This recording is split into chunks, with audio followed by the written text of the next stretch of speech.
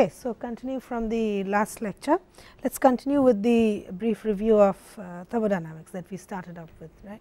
So, the first property that we will talk about is internal energy. Okay.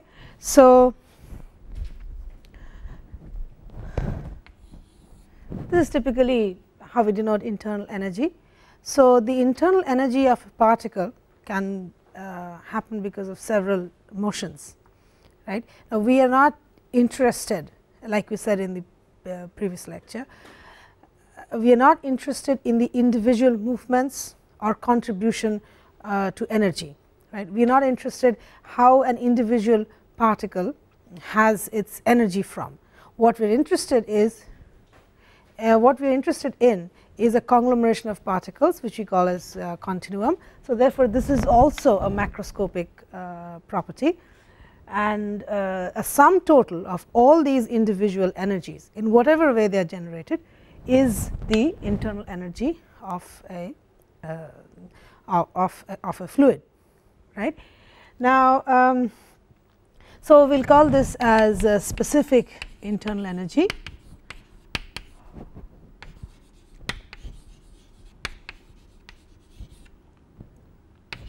and this is basically the internal energy per unit mass. Okay. And at the same time,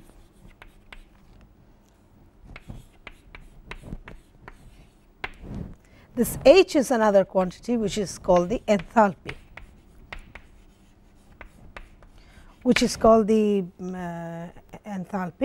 and again this is specific enthalpy, is enthalpy per unit mass, and this is my relationship. Now, for a real gas, right, for a real gas,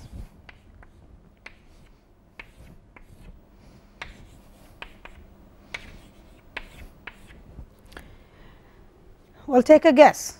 What does the internal energy and enthalpy depend on for a real gas? Like, compare that with what we said about a perfect gas, right. So, the internal energy depends on temperature, the enthalpy also depends on temperature. I think it is easy to see here. So, the internal energy depends on the volume and temperature, and the enthalpy depends on the temperature and pressure of the fluid. So, these relationships are essentially for a real gas, right. Now, like we did in the previous case, let us define two more concepts here. One is the the thermally perfect gas. Okay.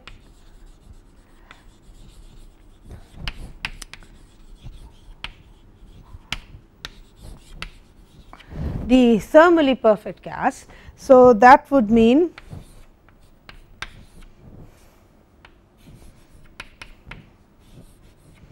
what does that mean? In the how is that different from what we defined over here, a thermally perfect gas?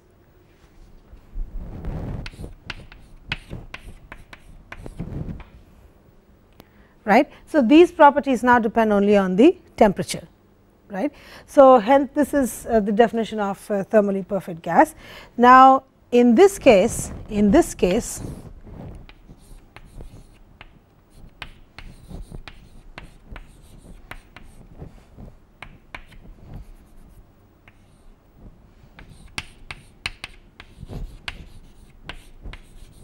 I think that is easy to see. It's when I write equations like this, I kind of spell it out. Say that in words, it kind of makes more meaning to me. Now, CV is the what is specific heat at constant volume. So, what is CV? It is a specific heat at constant volume. So, in this case, this is nothing but the change in internal energy per unit change in temperature, and this is a specific heat at constant pressure, and this is dH by dt, that is the fractional change in enthalpy per unit change in temperature, right. So, now both these parameters here, CV and Cp, are, as you can see, they are both functions of temperature, right. Okay. So, this is a thermally perfect gas, and this is a what do we mean by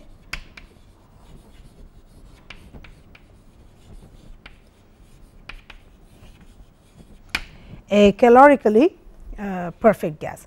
A calorically perfect gas is so.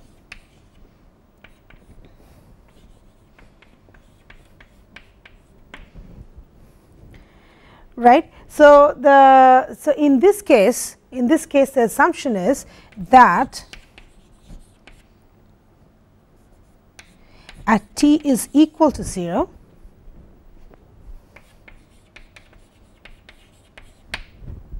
right. So, we see examples of this also in practical applications of compressible flow.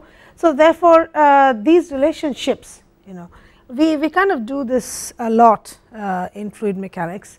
We label, give labels like this: thermally perfect gas, calorically perfect gas, incompressible flow, viscous flows, compressible flows, incompressible compressible flow, and so on and so forth.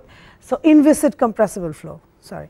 So, we do that because then we are able to develop relationships like this, which can be used for a large bracket of problems, right. And it kind of helps us not to go and solve very generic equations. So, this gives us more usable equations, more usable relationships for a particular bracket of problems that fall under that category. So, this is also when we consider a calorically perfect gas. So, we would have a large number of problems under this category, and we should be able to use these relationships with a lot of ease. Okay, I think let us now move on to let us look at this relationship.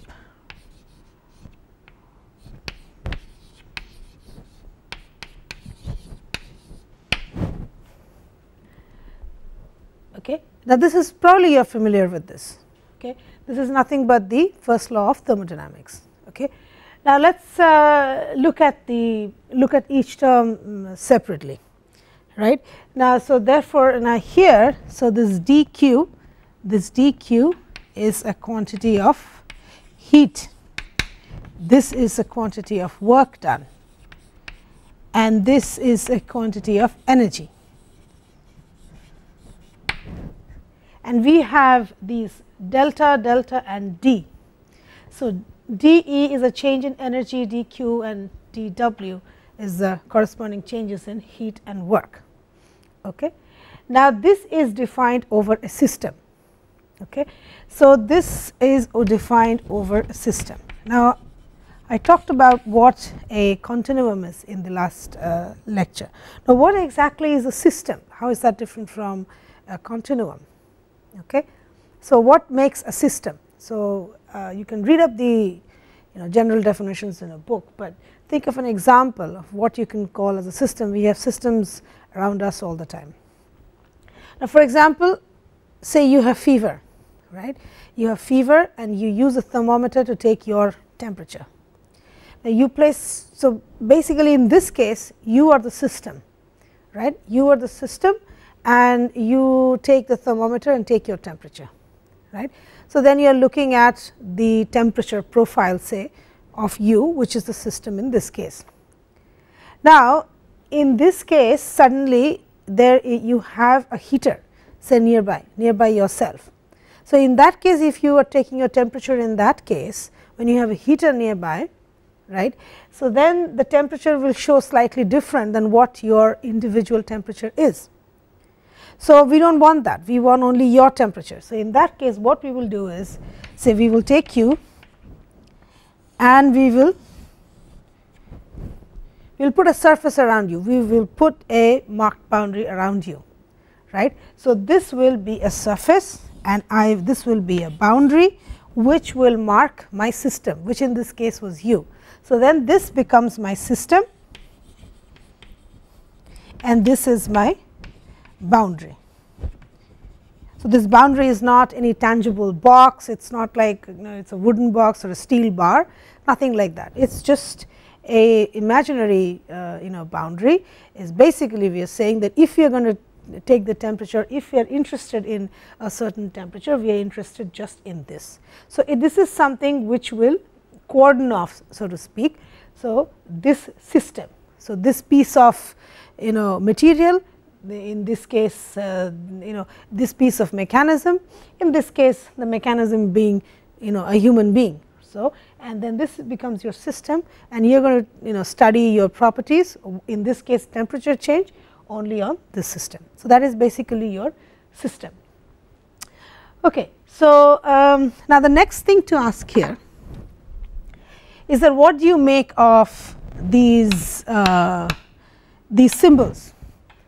On the right hand side we see a dE, right, and here we see deltas. Is that I just write it like that, or I have a specific reason why I write it like this?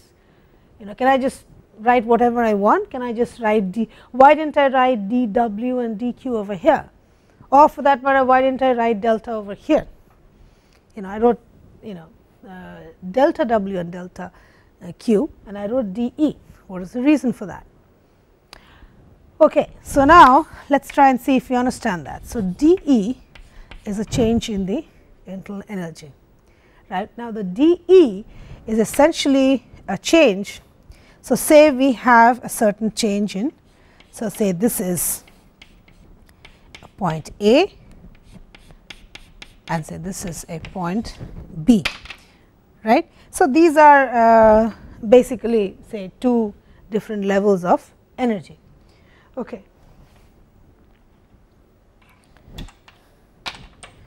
Okay. Now, say I move from A to B in this fashion.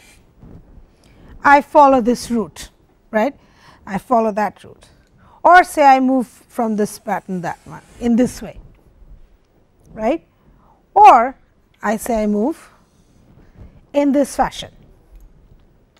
What happens to my dE? So, do I have 3 different dEs? The answer to that is no. Okay. So, in this case dE is only basically, which means the final energy minus the initial energy. So, it does not depend on the path. So, this change is independent of the path, it is path independent.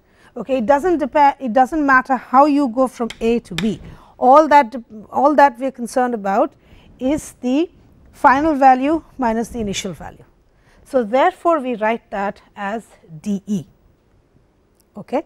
Now, I think by this time you can infer that delta W and delta Q on the other hand are path dependent, okay, are path dependent, and there are more than one ways of adding heat and doing work, and therefore, we write these as deltas. Okay. So, when I say that, so therefore, when there is more than one ways of doing work and heat, what could we can categorize these ways as well.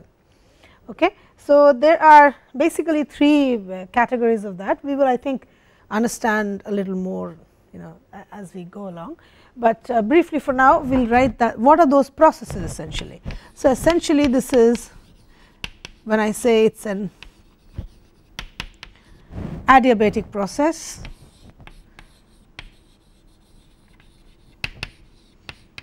a reversible process,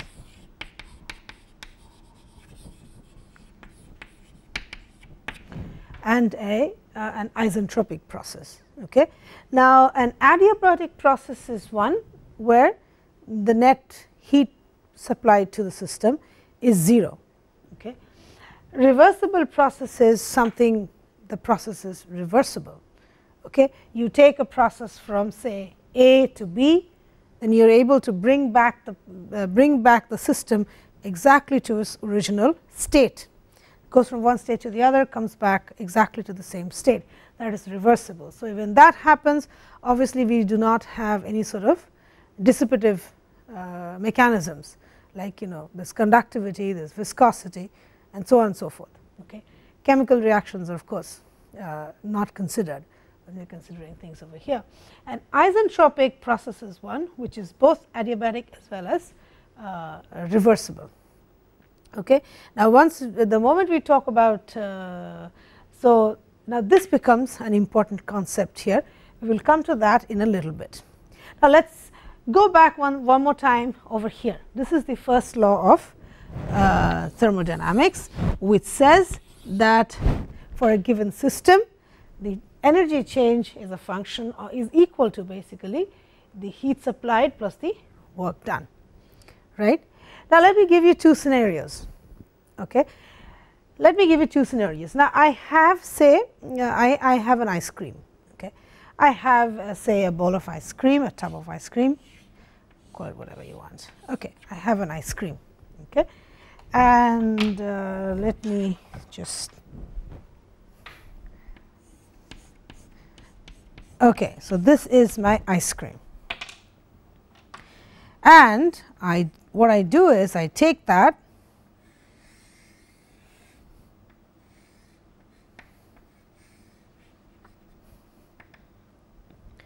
and I put it on this plate,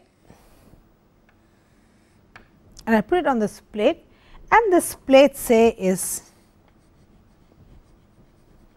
slightly hot. It's kind of it's a heated plate. Okay, slightly hot plate. It's not exactly at room temperature. Okay. Now, you are probably guessing what will happen, but let me give you two scenarios. Okay. Now, one scenario is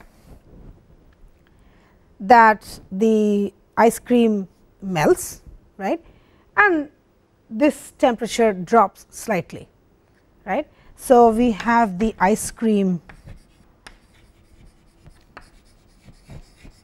melts and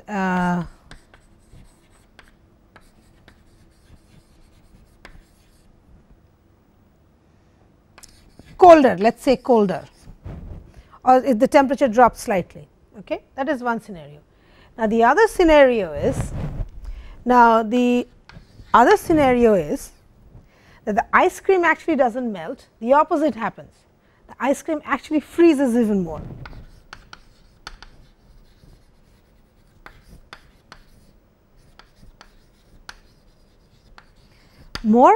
and the plate becomes hotter.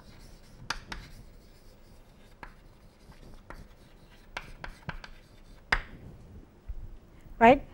So, in this case, this is something you probably you would expect it, right. So, the ice cream melts and the plate becomes slightly, the temperature of the plate drops. On the other hand, so there is a certain energy change here, you can see that, right, there is certain energy change here.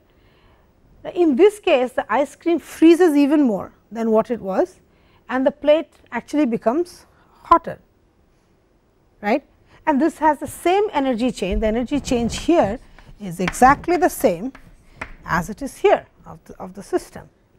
If there is just give and take between, there is a certain give and take between the two within this system, the ice cream and the plate, right.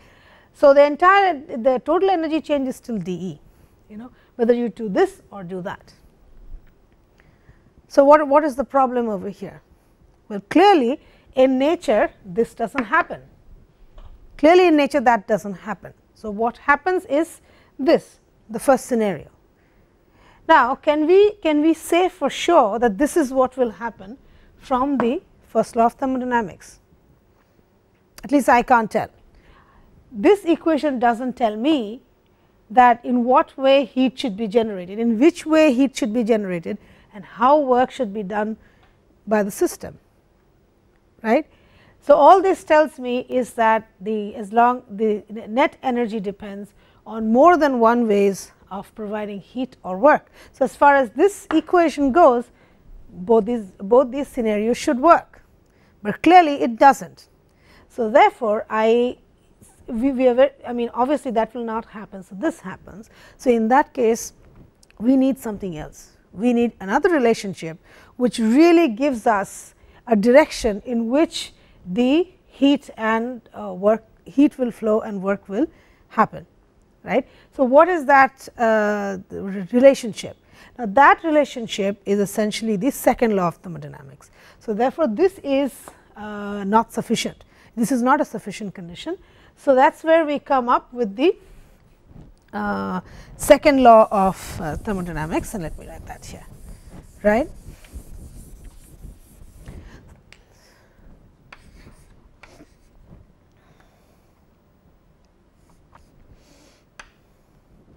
Okay.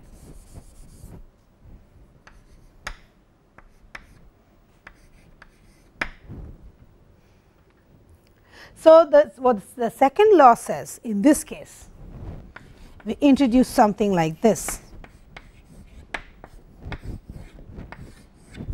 The entropy, the concept of entropy, that for a system, the process will happen in such a way that the entropy of the system is always increasing, okay, and at least it is constant. So, that this is the second law of thermodynamics, and this gives us a condition in which should be adhered to when the system is proceeding. So, unlike in this first equation, which does not really give us any clue as to in which direction the process should be proceeding. So, that is given by the second law of thermodynamics, that is the concept of entropy. Okay. So, so let me sort of do a little bit, explain that a little bit more. Okay. Now, for example, if we had to look like this, now for example, there is a pressure, this is a PV plot. Okay. So, this is a volume and pressure. Okay.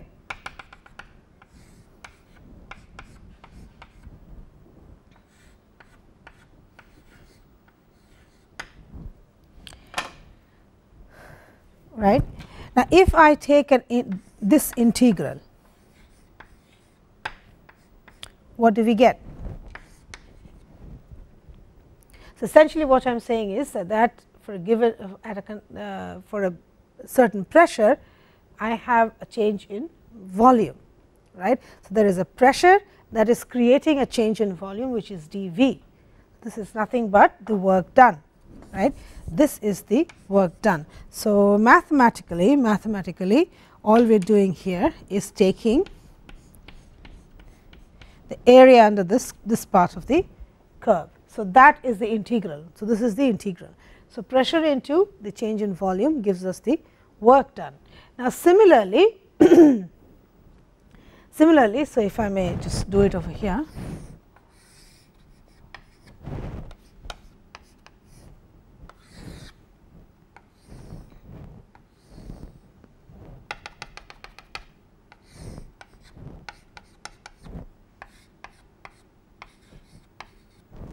Right. So, if I take this integral over here, what is this?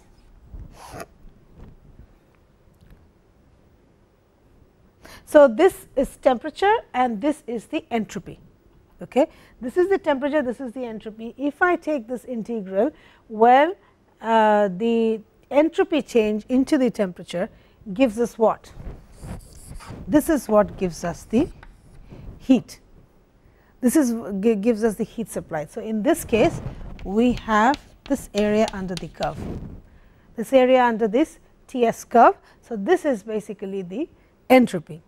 So, which means if I had to write it from there, if I just use that expression, right, if I use that expression,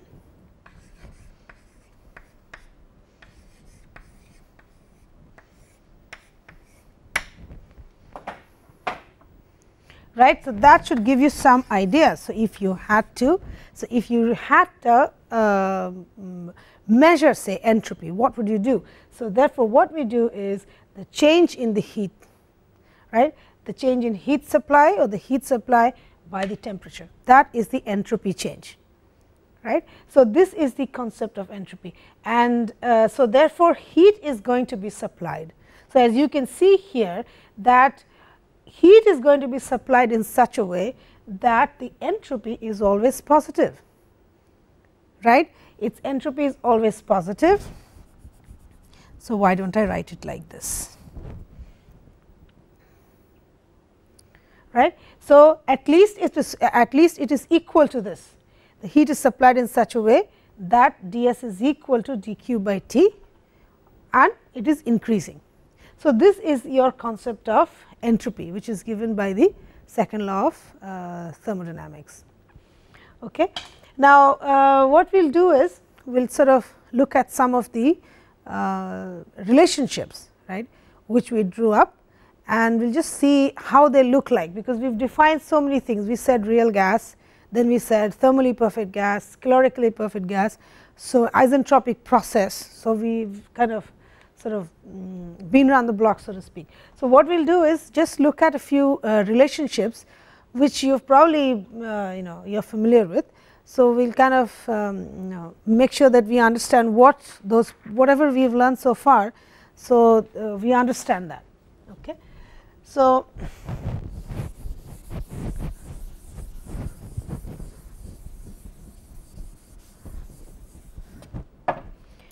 okay, so I think you will remember this expression.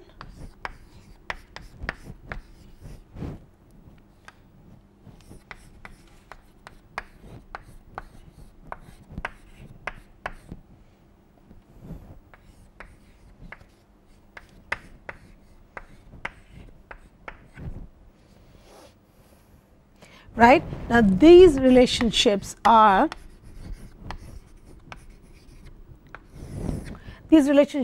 for a real gas.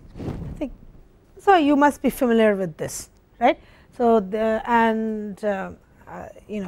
gamma is the ratio of the specific heats.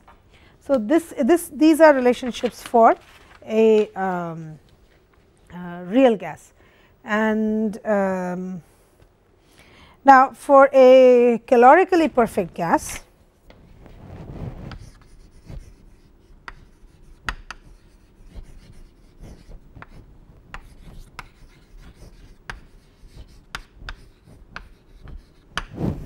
you remember what that was? We just said that. What was calorically perfect gas? So, calorically perfect gas is this. This is the relationship between the specific heats, temperature, internal energy, and enthalpy. Okay. So, this is the calorically perfect gas. So, in this case, so I will get typical relationship like this.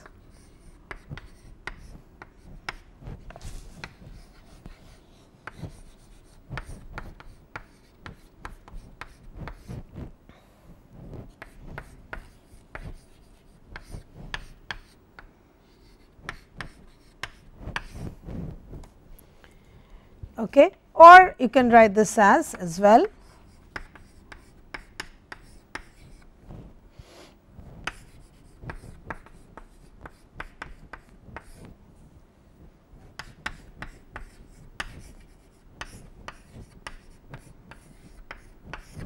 So, this is So, this is basically for a calorically perfect gas. So, these are relationships for a calorically perfect gas, and then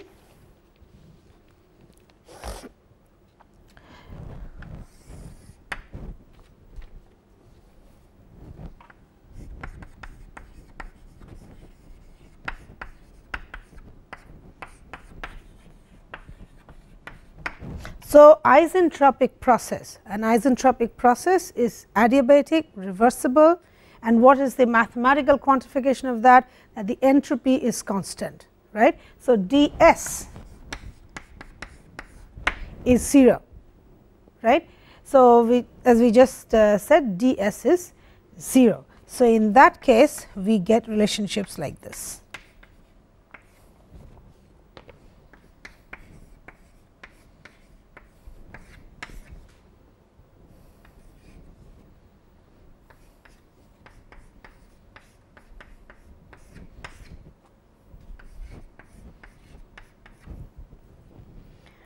Okay.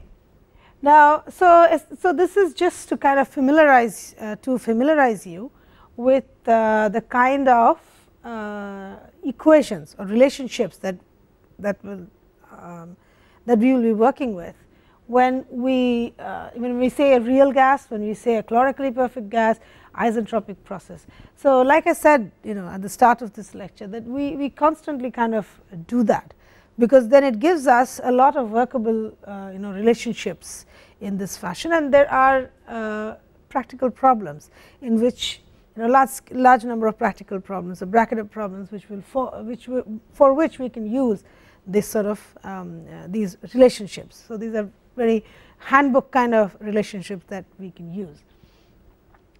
Now, one more thing to ask here is, what do we mean by this? What are these subscripts mean? What do these subscripts mean? 2, 1 here. I seem to be writing that everywhere. What do these mean? S2 minus S1, T2 by T1, P2 by P1. What does that mean? Right. So, what that essentially means here is pretty much like we talked about the ice cream and the plate, right. So, say the ice cream initially was at a temperature,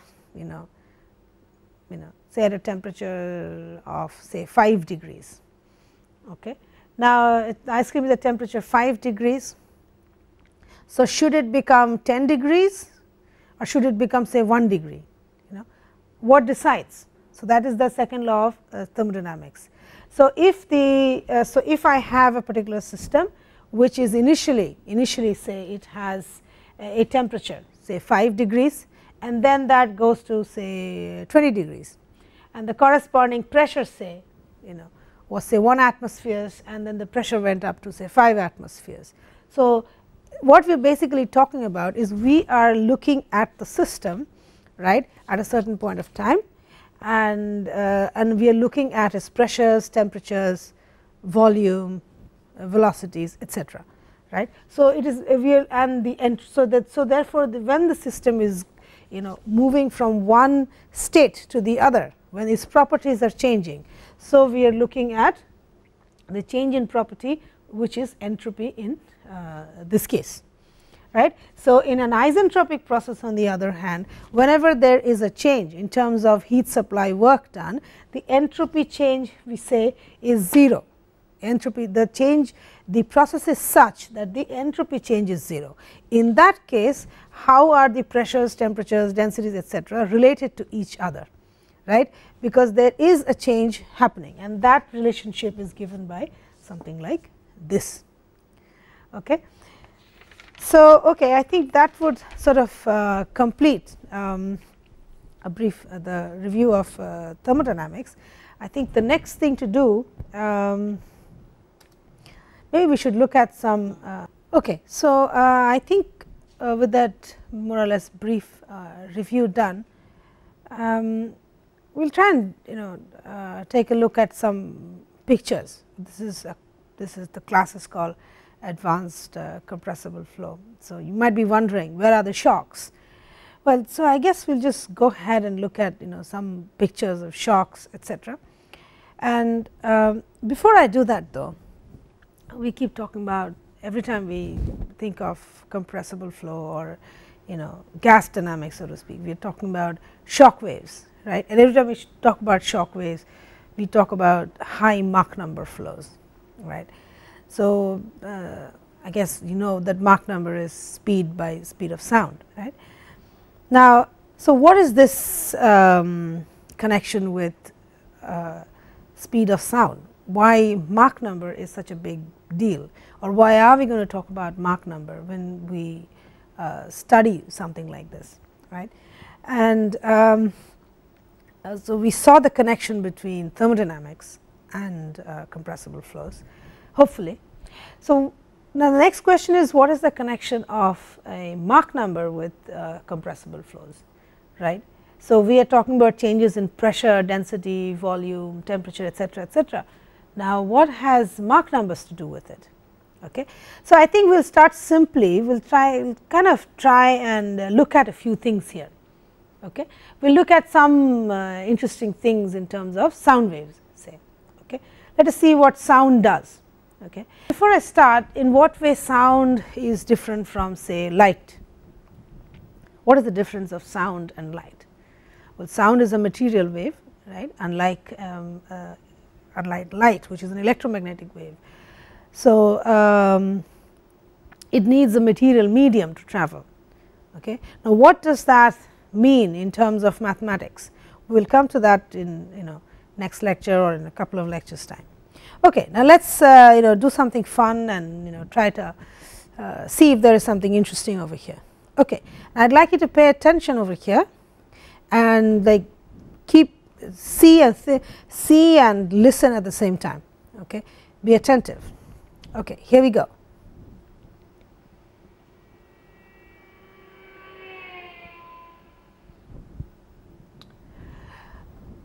Okay, we will do that one more time. Okay, we will do that one more time.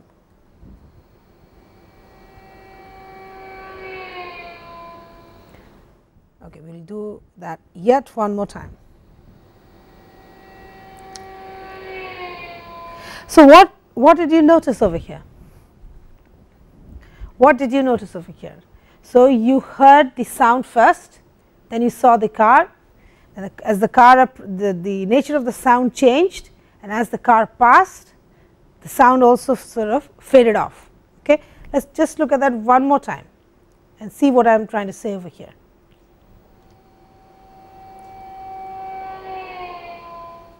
Right. So, you heard the sound first and then the car moved past it.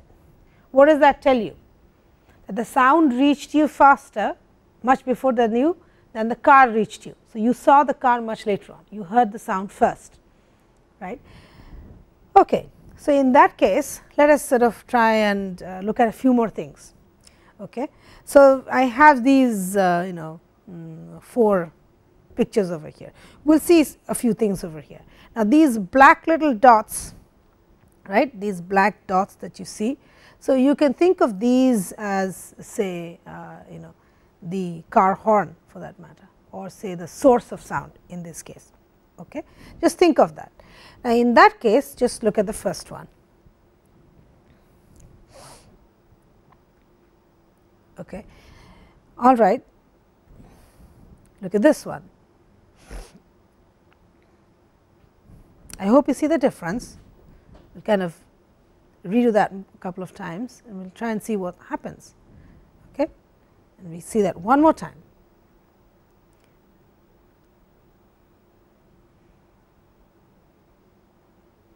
Okay. So, what is the difference between these 4 pictures, or is there a difference at all? Okay. Now, the thing is, in the first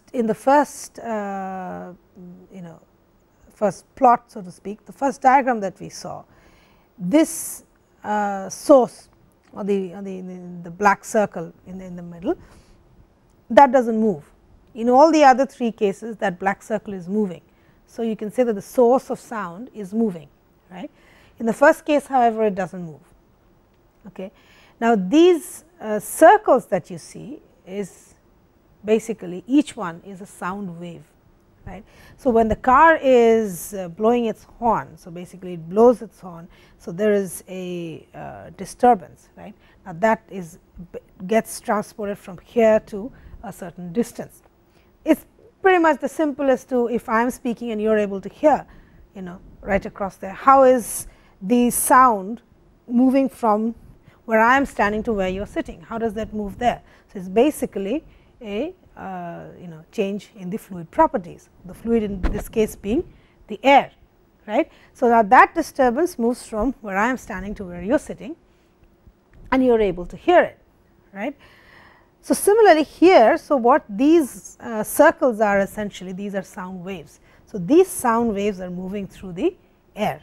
Now, what you see in the first figure over here is that the source of the sound itself is stationary. Now, that does not move, okay. But on the second one, what you see is that the source of the sound itself is moving. So, you can see that each of these sound waves, the center of each of these sound waves is also different. Okay. Now, the next thing now the next question to ask is how the important point here is how is this source of sound moving with respect to the sound waves itself. Now, what you see in the second diagram here is that the sound, the source of sound is moving slower than the sound waves, right.